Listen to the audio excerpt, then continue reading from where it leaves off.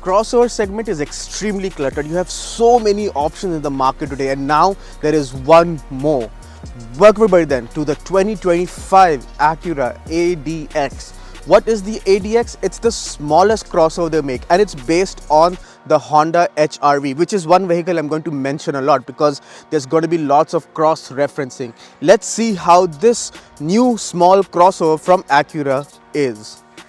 When you come to the design of the ADX, it's got the traditional Acura family look, which is quite different to the HRV, and I think this looks very smart. You've got the huge gloss black grille with the huge Acura logo, lots of gloss black elements on the bottom of the part of the bumper, which I think contrasts really well with this white paint. It's a white pearl paint finish, which I like a lot, and it pops really well in the sun. Cuts and creases on the hood as well, and if you see this in the mirror, you will know that this is unmistakably an Acura, even if you hide the emblem, which I don't think is a bad thing because the family look is one of the most handsome design elements on the road today. When you come to the side of the ADX, is the resemblance to the HRV really shows. So you have some cuts and creases on the door. You do have black painted out wheel arches. Well, it's gloss black, so it's not matte black, so it's not the rugged SUV look, but they're trying to distinguish and break the monotony of the white paint. You have blacked out mirrors, blacked out wheels, which is standard on this Elite A spec, which is the top of the line variant. But yeah, you do also have wide haunches on the rear as well, because just to give it that little chubby look. Overall, I would say that the front and the side do have distinct design elements which definitely make this SUV stand on the road. You do have these 19-inch wheels as well, which are blacked out. They might look better if they're actually silvered or just grey instead of black, but I know they have to match the mirrors and they have to match the skirting and the cladding just to make that, you know, just a bit simple for them. But overall, I would say that it does look good and it does stand out on the road, especially you don't see too many on the road just quite yet. When you come to the rear of the ADX, after seeing the front and the side, you'll notice that there are a few more cuts and creases on the rear, and the tail lights are perhaps the only thing that resembles somewhat to the HRV, which is no bad thing because I think it does look quite distinct and quite different to the HRV, which looks a bit bland compared to this. You do have a nice rear spoiler as well, rear wash wipe as well on the rear windshield, huge Acura logo, some badging, the ADX, the all-wheel drive. So this does not have the SH all-wheel drive, which is standard on other Acuras. This is more like the front biased all-wheel drive that Hondas have and what the HRV also has. You do have gloss black elements on the bumper, also grayed out bottom part sort of to make it look like a diffuser. Twin pipes because this has the 1.5 VTEC turbo, and all cars that I've seen with that engine combination do have the same exhaust setup, the single pipe on each side. But yeah, I think it looks pretty funky, pretty different compared to other crossovers on the road. And you can open the boot. There is a tailgate release on the handle, but you can open it by just holding on the key. And once the tailgate opens, you get access to the boot, which I think is decent because that can easily take in a weekend's luggage for a family or a group of friends for a weekend trip. So that can easily take perhaps 2 check-in luggage with perhaps 1 carry-on, which I think is decent enough as a requirement for a compact crossover. Now I'm on the inside of the ADX, and this is where the resemblance to the other Hondas come in, which is not a bad thing because I like the design element of the new Honda interior. So you have the 3-spoke steering, which is sort of bottomed out, flattened bottom, which is not the same on other Hondas that have the same steering. You do have this sort of aluminium finished parachute, which is still plastic, so it's not really aluminum, but it does feel a bit more premium than the other cars like the Integra or the Accord or the Civic. The same dials, you have the digital dials, which I think look really good. You do have this 10-inch screen, which is now Android based, so you do have Android built-in, Google Maps, Google Assistant, and you do have wireless CarPlay and Android Auto. Wireless charger, cup holder, because this is one cup holder and the second cup holder is here. Now that's a bit quirky, but it works. It's not like it's too impractical. So the driver or the co-driver can have the drink here and the other person can have the drink here, and it works perfectly fine. You do have physical buttons for air cons or dual zone, which I absolutely love because I've been driving a lot of cars that have the air conditioning inbuilt into the screen, and it can get very annoying, especially when you're driving. So this is such a convenient thing. Speaking of convenient things, we have a physical conventional gear lever, and I've yearned to see one. All the cars I drive these days either have knobs, small controls on the indicators, or even knobs on the dash, which is really annoying for a 3-point turn. But to see a conventional gear lever That's really amazing. So it feels so good to use one again. Some more controls in the center console for the hill descent control, the auto start stop, the driving modes, dynamic mode you can select, which this car has, the electronic parking brake, the brake hold. One thing I'm not a very big fan of is the gloss black on the center console, because it is a bit of a pain to maintain, and this car I can see already has lots of dust and a few scratches here and there. So if you intend to buy this car, take extra care of this gloss black panel. Luckily they did not put gloss black on the dash, and this is this brushed aluminum finish which looks really good. And now I've seen the Civic, I've seen the Integra, I've seen the Accord, and even the CRV, which have this mesh pattern on the dash. I think this layout looks the best with the brushed aluminum and the leather inlets around the black and red leather, because hey, this is an Acura, right? So this is the premium offering, and it really shows on the inside.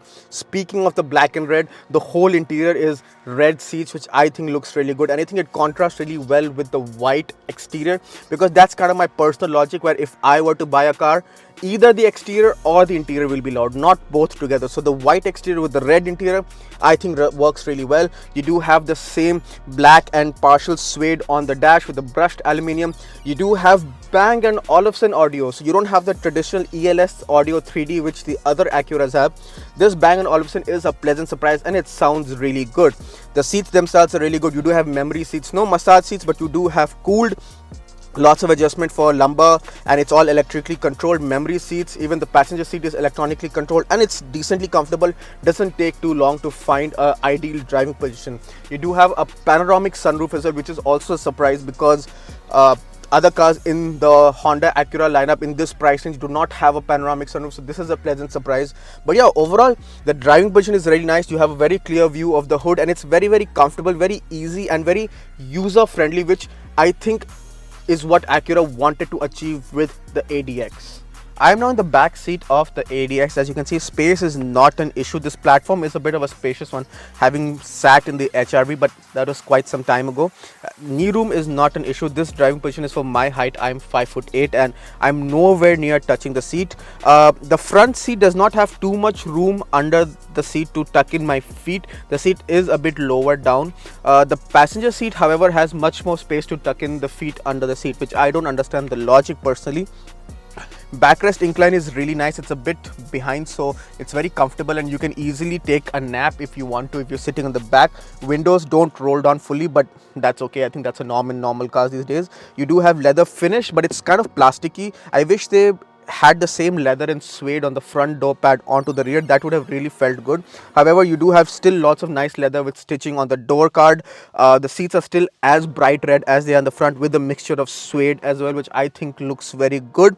One major drawback I'd say is that the under thigh support is pretty much non-existent. As you can see, my knees are quite high up, so it's kind of difficult, and for longer journeys to have your knees high up can be annoying. So you would invariably end up crossing your legs to perhaps get some more support. But if you do that, that compromises into leg room for the middle passenger.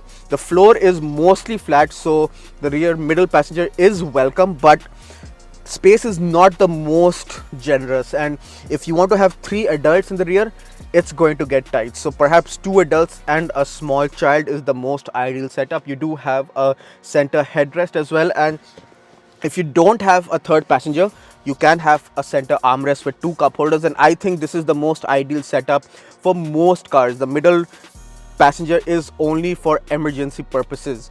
But yeah, overall I would say that it's not too bad. You do have 2 AC vents, 2 Type-C ports, which is I think the bare basic in most cars these days.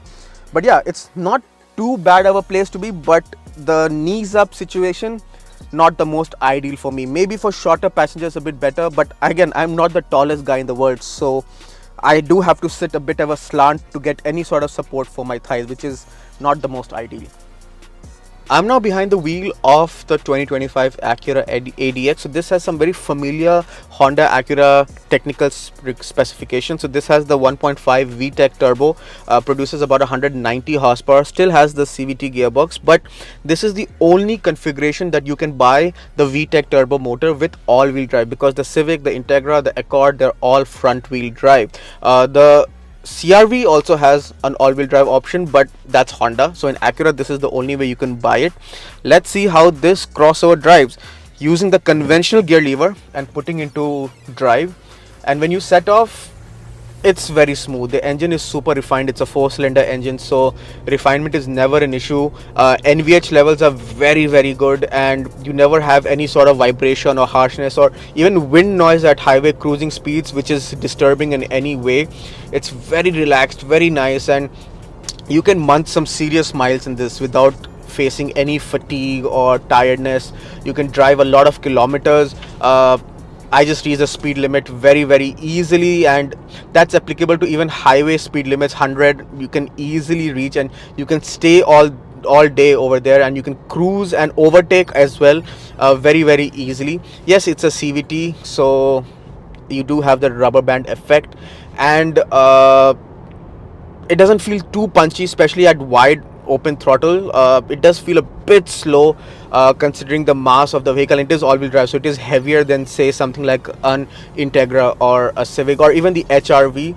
That has a 2-liter natural speed, so I felt the same problem on the HRV as well. But this with the 1.5 turbo definitely is more peppy than that, but it still feels a little slow, especially compared to its rivals, something like a Q3, an X1, or just other luxury mini crossovers. The ride quality is really good. Even though it's running on 19-inch wheels, you don't really feel anything. It absorbs bumps really well. You do have different drive modes, so you do have normal, comfort. So it starts in normal by default. You can put into comfort, you can put into snow, or you can put into sport. So in sport, you can instantly feel the engine is ready to pounce a little bit more.